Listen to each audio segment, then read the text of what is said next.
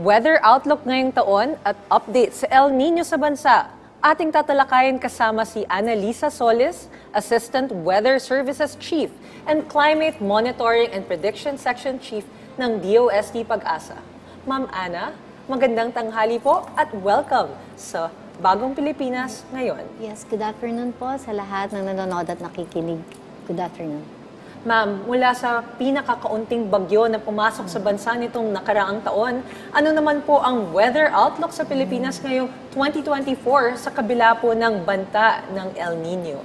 Well, sa ngayon ay patuloy pa rin po yung sinasabi nating epekto ng El Nino. So may possible po na mga around 13 to 19 yung ating bagyo. So ibig sabihin may possible po na mga below average yung ating magiging bagyo sa ngayon. And may possibility din po na itong tinatawag nating warm and dry season months, so yan po yung mga March, April, May, it could be one of the warmest years on record natin. One of the warmest kasi mostly po historically yung ating mga El Nino years, yun din yung mga mas maiinit yung temperaturang naiitala natin. So ayon sa prediction ng Pag-asa, possibility na meron din gano'n na mas maiinit yung temperatura natin during the warm and dry season months. Okay, so we have to prepare for the warmest on record. Talaga po, may iinit pa ba pag summer? Di ba napakainit na po sa Pilipinas? So anong temperatura po ang tinitingnan natin? So it could reach around more than 40 degrees and kadagdagan pa yung sinasabi natin na yung alinsangan or yung heat index. So ito naman pong possible na 40 degrees ay hindi naman po sa buong Pilipinas. So usually po na-experience natin yan sa may Cagayan Valley region. So yung sa mga areas na yon may mga possibility in which some instant values lang, instantaneous na temperatura mararanasan natin. And kasama pa po yung tinatawag nating alinsangan. So medyo mataas yung heat index natin possible. How about here naman po in NCR, ma'am? Dito rin sa Metro Manila, so in terms naman din po ng reduction doon sa tubig ulan, as early as February or March, so nakikita po natin na dito sa Metro Manila, pwede po tayong makaranas ng yung tinatawag nating meteorological dry spell or drought. So ibig sabihin po, for 3 or 5 consecutive months, mga around 21 to more than 60% po yung possible na reduction dun sa tubig ulan dito sa Metro Manila. Ako, mamaya tanungin natin ang MWSS kung anong epekto niya sa ating mga dams. Oo. Pero mabalik po tayo sa panahon kasi ito po ay isang bagay na talagang interesado ka tayong mga Pilipino. You said kanina below average yung bagyo na dadating. Kaunti lang kumpara sa average. So ano po ba yung average? So usually ang ating average na bagyo sa isang taon ay around 19 to 20. Opo. So dito sa nakikita natin, dahil meron pa ring iiral na El Nino, lalo na po dito sa first quarter or up to second quarter ng 2024, mga around 2 to 5 na bagyo lang.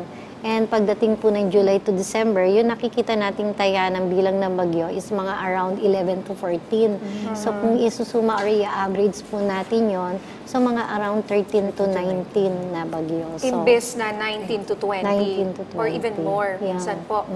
Okay. Mm-hmm. So, kung eto nga, you mentioned na may pag-ulan, may mainit, dahil nga may El Nino, may inaasahan po ba tayong La Nina phenomenon sa bansa? At kailan naman po ito mararamdaman sa Pilipinas? may chance ng pagkakaroon ng La Nina pero napakaliit pa. And kung nakikita natin, by end of this year, may possible po pero napakaliit pa ng chance at napakataas ng uncertainty. But some of the models may nagsasabi po ng possibility ng La Nina. But then, kailangan po natin paghandaan muna itong impending effects ng tinatawag nating El Nino. Ma'am, dahil marami po sa ating mga kababayan ang medyo confused, myself included, sa pabago-bago po ng panahon, lalo na kapag buwan ng Mayo at Hunyo. Linawin lang po natin. Nagbago na din po ba ang ating tinatawag na rainy season sa bansa? At sa inyong monitoring, kailan na po ba naitala ang rainy season sa mga nakalipas na taon?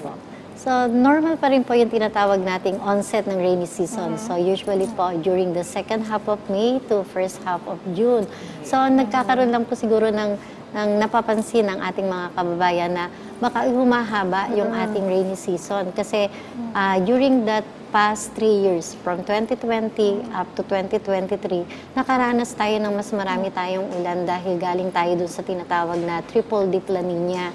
So yung epekto nito, yung laging mga last quarter ng taon, lagi mas marami tayong ulan na natatanggap. So ibig sabihin po, onset ng rainy season, Mayo, June, nagpo-prolong siya up to last quarter ng taon na yon. So yun siguro yung napapansin ng ating mga kababayan, but then still historically normal pa rin yung onset ng ating tag-ulan. Kung May po yung sinasabi niyong pag-umpisa ng mga pag-ulan, ano po yun? First week of May or last week of May? Mid-May? Second week of May. Second so week start of May. ng May 16 up to June 15. So kung ano po yung papatak na establish nating criteria at na-satisfy yung criteria ng onset ng ating tag-ulan, so doon pinopronounce ng Pag-asa. At isa pa rin po na paalala na kapag nagdi-declare po ang Pag-asa ng onset ng rainy season, hindi po nangangahulugan na tag-ulan sa buong bansa. So ang ibig sabihin lang po niyan, yung pong mga tinatawag nating areas na type 1, dahil ito po yung mga nasa western section ng Luzon. Dahil ito po ay isang hudyat na yung ating mga rain-fed farmers na umaasa sa tubig ulan, posible na po sila or pwede na po silang magtanim. So yun po yung kahalagahan ng pagdideklara ng rainy season ng Pag-asa. Okay.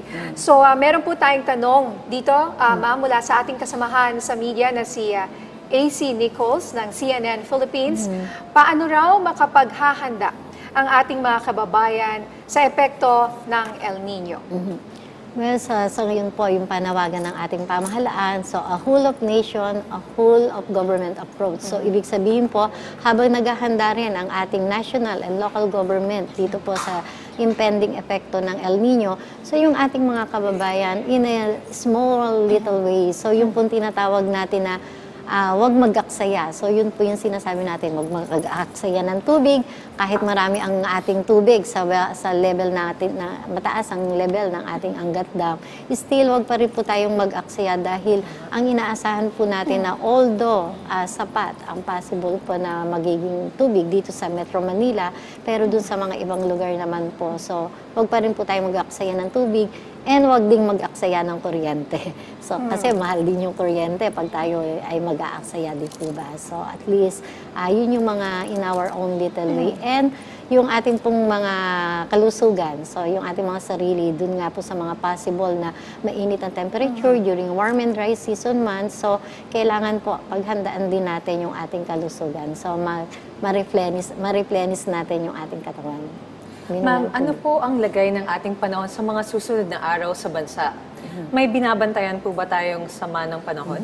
So for now, wala pa po tayong binabantayan na sama ng panahon. At least in the next 2 weeks, wala po tayong nakikita na possible na bagyo. But then for now, ang umiiral po sa atin is ito pong hanging amihan or yung northeast monsoon na naaapektuhan ito ng mga parte po ng Luzon area, dito sa may eastern and central Luzon area. And then dito naman po sa may parte ng Bicol area, down sa eastern Visayas, including Davao, Caraga region. So yan naman po ang umiiral dyan is yung shear line or yung easterly. So, rest of the Philippines, including Metro Manila, so mga local thunderstorm activities lang. So, yun po yung magiging lagay ng panahon natin. Okay, that's good to hear po. At ang dami ko hong natutunan, ma'am. Ma'am, maraming salamat po sa mga impormasyon na inyong binahagi sa amin. Ating pong nakapanayam si Annalisa Solis, Assistant Weather Services Chief and Climate Monitoring and Prediction Section Chief ng DOST Pag-asa. Ma'am, maraming salamat po. Thank you.